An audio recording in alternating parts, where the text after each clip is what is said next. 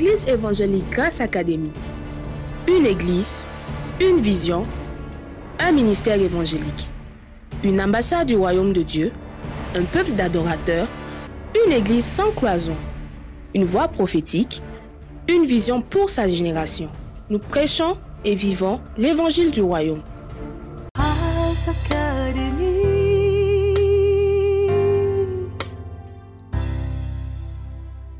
Nous avons commencé à parler il y a quelques mois, enfin depuis le mois passé, des portes à posséder les portes de ses ennemis.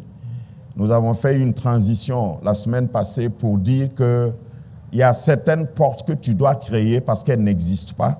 C'est pourquoi le toit a été ouvert pour qu'on descende un paralytique. Dans cette même ligne, aujourd'hui, je voudrais commencer quelque chose que j'ai appelé « Aide pour ta manifestation ». Nous sommes toujours dans ce thème de l'année qui est la manifestation des fils de Dieu.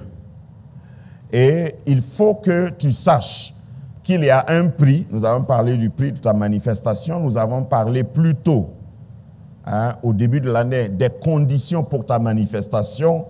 Ce matin, je commence à parler de l'aide pour ta manifestation. Parce que quelquefois, pour que tu sois manifesté, il faut que tu sois aidé. Dis-moi Amen. Amen. Parce que Dieu vient à toi, et je vais faire en même temps une introduction mais de cette série, mais développée, parce que le temps nous manque. Bientôt, on va rentrer dans la fin de l'année, et j'ai comme l'impression que je n'ai pas fini de développer tout ce qui entre en ligne de compte avec la manifestation des fils de Dieu. C'est très bien de prier. Nous avons la foi en la prière, nous croyons en la prière et nous prions ici beaucoup. Mais il faut savoir qu'il y a un autre élément. Beaucoup de chrétiens oublient qu'il faut quelquefois prendre en considération les exaucements qui viennent de Dieu par des hommes. Dis avec moi, exaucement venant de Dieu à travers un homme. Souvent, quand tu pries, Dieu ne descend pas ou il n'envoie pas un ange, il envoie un homme. Et souvent, il le fait même, c'est pour ton bien. Parce que s'il envoie un ange, tu vas fuir. Tout ce qui est surnaturel, il y a des gens qui ont la foi, mais ils ont peur de ça. Donc, Dieu envoie souvent des hommes. Et quand on parle d'aide, c'est un principe biblique. C'est un principe qui traverse toute la parole de Dieu. Et quand on dit principe biblique, c'est ce qui ne change pas. C'est quelque chose qui est fondamental. C'est quelque chose que Dieu respecte et tu ne peux pas changer ça. Tu ne peux pas décider, Seigneur, moi, je veux que tu me fasses ce que je te demande, mais je te demande de faire ça de telle façon. Non. Dieu a des principes. Donc, l'aide est un principe. Dans la parole de Dieu, déjà, il y a un écho dans la tête de quelqu'un. Dieu, après avoir créé l'homme, il l'a regardé, l'homme au masculin, et il lui a dit, il n'est pas bon que tu sois seul. Je te ferai une aide. On ne cite ce passage que lors des mariages, lorsqu'on parle de chercher, mais je voudrais que tu t'attardes sur le vocable aide. Aide. Dis avec moi aide. Tu dois être aidé pour que tu sois manifesté. Amen. Nous allons comparer deux textes. Ça n'arrive pas souvent, mais ça va ressembler comme à une étude biblique. Nous comparons deux textes. Jean chapitre 5, versets 5 à 7, et Marc chapitre 2, versets 1 à 12. Et si tu es capable, tu peux te tenir debout pour cette lecture. C'est une très bonne habitude que nous avons ici, au début du message. Jean chapitre 5, versets 5 à 7. Là se trouvait un homme malade depuis 38 ans, Jésus l'ayant vu coucher et sachant qu'il était malade depuis longtemps, lui dit, « Veux-tu être guéri ?» Verset 7. Le malade lui répondit, « Seigneur, je n'ai quoi? Je n'ai personne pour me jeter dans la piscine quand l'eau est agitée et pendant que j'y vais, un autre descend avant moi. » Vous connaissez bien le contexte. J'ai juste fait un point focal sur les deux versets. En parallèle avec Marc chapitre 2, verset 1 au verset 12, mais nous n'allons pas lire tout. Quelques jours après, Jésus revint à Capernaum. On apprit qu'il était à la maison. Et il s'assembla un si grand nombre de personnes que l'espace devant la porte ne pouvait plus les contenir. Il leur annonçait la parole. Des gens vinrent à lui, amenant un paralytique porté par 4 hommes. Seigneur, nous nous inclinons avec respect devant cette parole. Nous savons que elle est gardée, consignée dans ta parole pour nous aujourd'hui. Et c'est notre pain que tu nous donnes aujourd'hui. Révèle-toi à nous, permets que l'ignorance de quelqu'un soit démolie et donne-nous de connaître et de saisir, parce que nous sommes venus ici pour t'entendre. Que ta parole transforme, ta parole change, ta parole guérisse, ta parole localise, ta parole déménage quelqu'un de là où il est pour le repositionner. Merci de parler car tes serviteurs et tes servantes écoutent. Amen. Reprends ta place royalement. Dans ce texte déjà, nous voyons qu'il y a un homme dont vous connaissez l'histoire, qui était malade depuis combien de temps? 38 ans. C'est-à-dire, il a souffert de cette maladie pendant 38 ans. Et j'ai prêché souvent là-dessus, sur cet homme. Et je crois que si tu es couché malade pendant 38 ans, ton matelas même prend la forme que tu as. Il faut imaginer la condition de cet homme. Couché pendant 38 ans.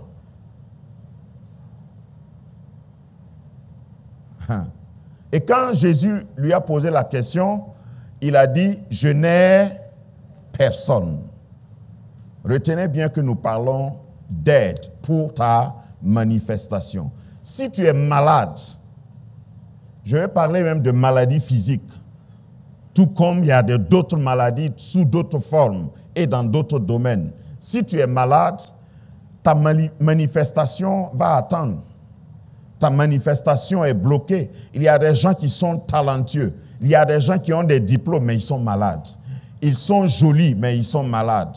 Elles sont belles, mais elles sont malades. Quand tu es malade, tu as besoin d'être guéri. Et pour être guéri, quelquefois, il faut une aide. Une aide. Ce monsieur dit, je n'ai personne. Le deuxième texte qui parle d'un autre monsieur, lui, il avait jusqu'à 4 personnes. Vous voyez le parallèle?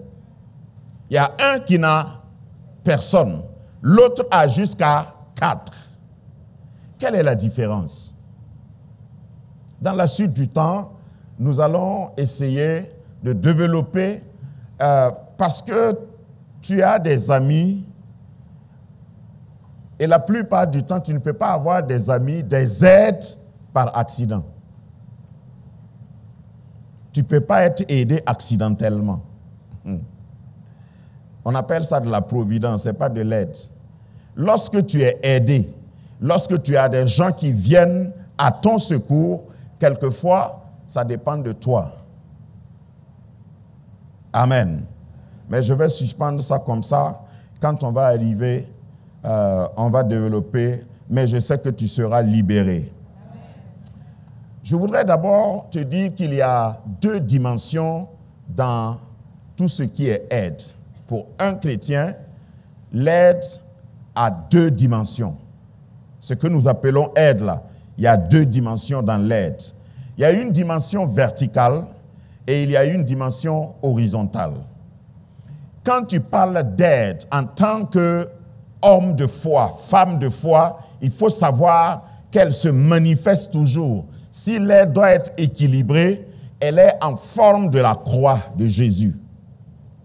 Il y a un poteau central qui est vertical, il y a un poteau latéral qui est horizontal. Les deux doivent exister pour que ton aide soit complète. Dis-moi amen. Beaucoup de gens parmi nous, beaucoup de gens dans l'église pensent seulement à l'aide verticale. C'est très bien.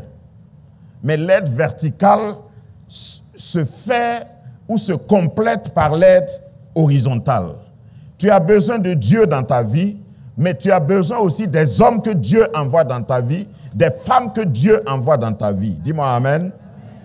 Si nous méconnaissons ce principe, quelquefois nous allons souffrir alors que ce n'est pas Dieu qui a voulu que nous souffrions. Nous allons souffrir alors que Dieu a déjà exaucé nos prières. Et je l'ai établi comme principe dans la Bible, et aujourd'hui même je vais essayer de parcourir plusieurs passages avec vous, et vous allez comprendre que quel que soit ton niveau, quelle que soit ta capacité, quels que soient les talents, les dons que Dieu t'a donnés, il te faut une aide. Dans Luc chapitre 2, verset 39, verset 40 et verset 52, je veux attirer votre attention sur quelque chose qui établit déjà le principe. Et ça, c'est un exemple que j'ai pris sur Jésus-Christ. Tous les autres exemples peuvent être imparfaits, incomplets, mais l'exemple parfait pour nous dans tous les domaines, dans tous les thèmes que nous pouvons aborder, c'est l'exemple de Jésus. Dans Luc chapitre 2, verset 39, d'abord, lorsqu'ils eurent accompli tout ce qu'ordonnait la loi du Seigneur, Joseph et Marie, tout le monde connaît Marie-Jo? Hello? D'accord. Joseph et Marie retournèrent en Galilée, à Nazareth, leur ville. Or, l'enfant croissait et se fortifiait. On parle de quel enfant? Il faut savoir que Jésus a été appelé enfant. Jésus a été enfant. Je sais que ta religion ou ton cerveau religieux ne veut pas accepter ça. Jésus a été enfant. Et j'ai enseigné une fois ici en disant que le premier Adam n'a pas grandi. Et c'est une des raisons pour lesquelles il a échoué. Donc Dieu, pour le dernier Adam, il a dit, comme le premier, je l'ai créé adulte, toi je vais te faire bébé, comme ça tu vas grandir, et si tu grandis, tu vas réussir. Et la Bible nous dit qu'il a appris des choses, il a appris la soumission par les choses dont il souffrit. Adam n'a pas souffert. Il est né avec des dents, avec une chevelure, avec une barbe, avec des muscles bien développés, et il croyait qu'il pouvait. Quelquefois, si tu commences en haut, souvent tu redescends. Continue de vivre. Je sais que je survole sur la tête de beaucoup de gens parmi vous, mais si tu dures dans la vie, tu vas te rendre compte que c'est souvent mieux de commencer en bas et puis de grimper. Il y a des gens qui sont pressés dans la vie. Ce qui est là est un principe. Jésus croissait. L'enfant croissait. Or, l'enfant croissait et se fortifiait. Si tu ne crois pas, tu ne peux pas te fortifier. Si tu ne grandis pas, tu ne vas pas te fortifier. Il était rempli de sagesse, et la grâce de Dieu était sur lui. Il y en a qui s'arrêtent sur ce passage et qui disent non, pourvu que Dieu me fasse grâce seulement. Il regarde quelqu'un qui est plus grand que lui, il dit oh bon, tu sais, c'est la grâce de Dieu. Sinon, il n'y a rien dans ça. C'est parce que Dieu lui a fait grâce. Tu sais, dans chaque saison, Dieu fait grâce à quelqu'un. Donc, Il a eu la chance, il y en a qui disent ça même, il a eu la chance que Dieu lui a fait grâce. Pour moi aussi, ça va arriver un jour. C'est-à-dire, ils éliminent, ils balayent du revers de la main tout ce qui s'appelle principe. Maintenant, si tu compares ce verset au verset 52, tu vas voir, du même passage, hein, et Jésus croissait en sagesse, en stature, en grâce devant Dieu et devant les hommes. Ça, c'est la version populaire que tu as, la Louis II. La version Darby est plus proche, je vous ai toujours dit ça. La version Darby dit, Jésus avançait en sagesse, en stature et en faveur auprès de Dieu et des hommes. La version en anglais dit qu'il avait la faveur de Dieu et la faveur des hommes. La version en anglais de King James. Donc, il est important que tu puisses savoir qu'en plus de recevoir quelque chose directement de Dieu, tu dois aussi considérer les hommes. Et si tu adhères et tu appliques ce principe, tu ne vas négliger personne dans ta vie. Il y a des gens que tu regardes, tu dis, ah, je ne peux rien recevoir de lui. Alors que c'est par lui, c'est lui que Dieu a placé à côté de toi pour ta situation. J'ai aimé ce que mon fils Bliss a donné tout à l'heure comme épilogue par rapport aux aides, des aides de saison, non, de raison d'abord, des aides de saison, des aides de mission et des aides de liaison. Tu as besoin de toutes ces 4 catégories d'aides. Souvent, l'aide ne va pas ressembler à ce que toi tu penses. Tu as déjà formaté quelque chose dans ta tête et tu penses que ça ne peut que être comme ça. Il y en a même dans leur tête, si l'aide là n'est pas blanche, leur foi n'est pas activée. C'est-à-dire, ils prient le Seigneur pour avoir de l'aide, et puis le Seigneur envoie un mossi du Ganzourgou. Et puis il le regarde et dit, toi là, tu peux me faire quoi même? Je vais réveiller un célibataire qui dort. Souvent, tu pries pour demander un homme que tu vas appeler que tu vas épouser, que tu vas appeler ton époux. Et puis le monsieur là vient, il n'a rien de tout ce dont tu as rêvé, tout ce que tu as dépeint. Parce que je sais que chaque célibataire a dépeint quelqu'un.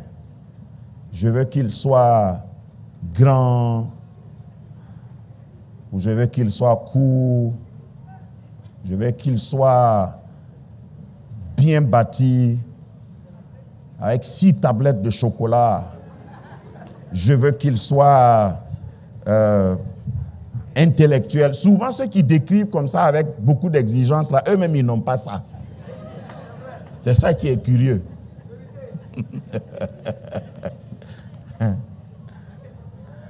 Si tu parles trop, on va croire que c'est ton histoire. Hein.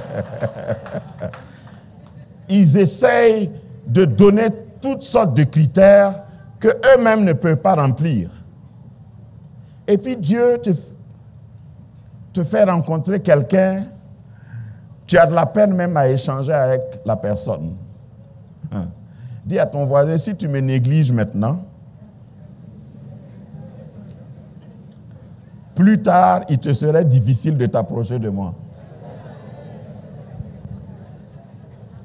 Parce que tu ne sais jamais. Dieu ne va pas... Ça, c'est un principe aussi que je vais développer, Dieu voulant, plus tard. Dieu ne va jamais placer ton aide là, loin de toi. La partie verticale, c'est quand Dieu conjugue les circonstances pour que tu rencontres ton aide. Parce que ton aide va être toujours sur ton chemin. Il va être toujours à côté de toi. Tu n'as pas besoin d'un visa pour trouver ton aide. C'est-à-dire Dieu va l'amener vers toi. C'est ça la partie verticale. l'aspect horizontal veut que tu ne négliges pas les gens qui sont à côté de toi. Ça peut être pour une raison, ça peut être pour une saison, ça peut être pour une mission, ça peut être pour une liaison. Mais Dieu va t'envoyer une aide à côté de toi, à toutes ces différentes catégories d'aide. Nous parlons de quoi? Le mot hébreu pour aide, le mot qui a été traduit en français, le mot original c'est Ezer. Ezer, et comme exemple, il y a le nom Ebenezer, ou le mot Ebenezer dans la parole de Dieu. Il y a le mot Aizer, qui est souvent un prénom. Azer, on prononce Aizer, mais communément on dit Azer. Il y a aussi Eliezer. Tous ces mots ont une connotation de capacité correspondante. Azer veut dire capacité correspondante, veut dire puissance et pouvoir approprié. Puissance et pouvoir approprié. Quand on parle d'aide, il faut avoir ça en esprit. L'aide qui vient de Dieu pour toi, c'est pour t'amener à faire ce que tu pouvais normalement pas faire toi seul. Dis-moi amen. Amen. Avant même d'aller plus loin, lève la main droite, dis Seigneur, que mon aide me localise. Celui que tu as envoyé, celle que tu as envoyée, qu'il me localise. Amen. Parce que si ton aide ne te localise pas, si ton aide ne vient pas vers toi, il y a des choses que tu ne vas pas pouvoir faire. Là où tu devais aller, tu ne pourras pas aller. Et je vais ajouter, même si tu es oint. Même si tu es ointe. Et je vais vous prouver un certain nombre de passages. Matthieu 3, 15. Et Jésus répondant, lui dit, laisse faire maintenant, car ainsi il nous est convenable d'accomplir toute justice. Au fait, la traduction en français, j'ai un problème encore comparé à beaucoup d'autres versions. C'était au baptême de Jésus. Quand Jésus est allé, quelqu'un ne connaît pas le contexte, je le rappelle. Quand Jésus est allé pour se baptiser, qui a baptisé Jésus? Jean-Baptiste. Et quand Jésus est venu vers Jean-Baptiste pour être baptisé, parce que logiquement, Jésus n'avait pas besoin d'être baptisé. Tu vas le baptiser à cause de quoi? Il a commis quel péché? Hein? Tu veux donner des cours de natation à un poisson? Ça va chez toi? Jésus n'avait pas besoin d'être baptisé. Donc, il s'en va pour se faire baptiser, nous dit le contexte. Et Jean-Baptiste aurait dit, hey, cousin, parce qu'ils étaient cousins. Mais c'est quoi? Pourquoi toi c'est moi qui dois venir, je suis en train d'annoncer que toi, je ne suis même pas dit de délier tes souliers, et tu viens, tu veux que... Ah, toi aussi, il ne faut pas me honnir. Et c'est ça la réponse de Jésus. Jésus dit, c'est juste. Vous savez, il y a certaines choses, tu n'es pas obligé de faire. Écoutez-moi bien, il y a des choses dans la vie, tu n'es pas obligé de le faire.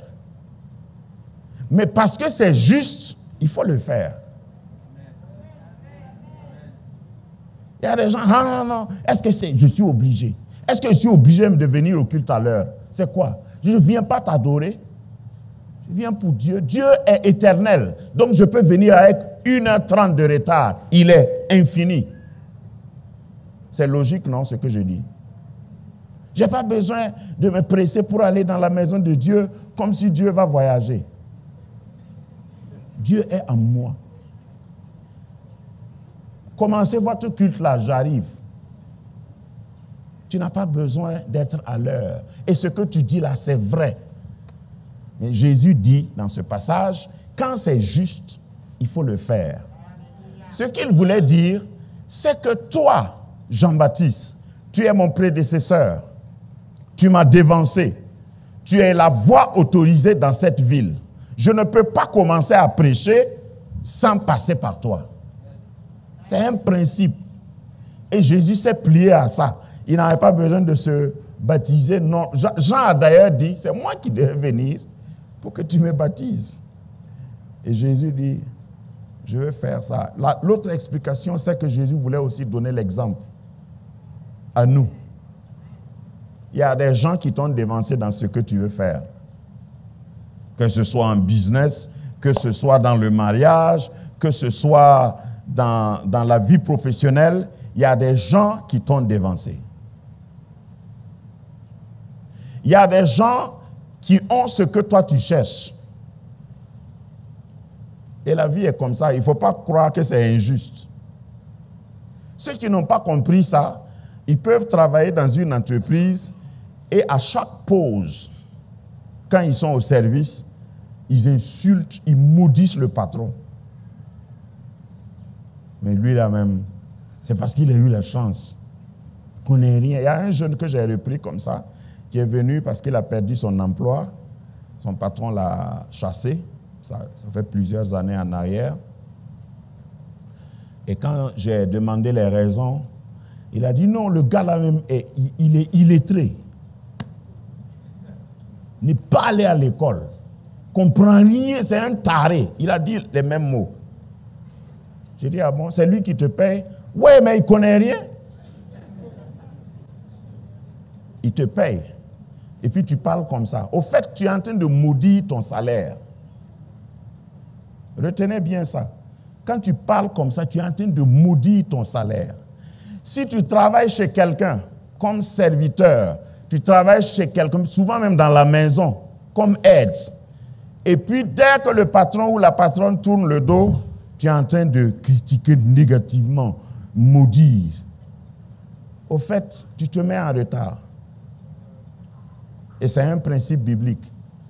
Parce que dès lors que c'est lui qui enlève de sa poche pour te payer, ce que tu prends là, tu as déjà craché dessus.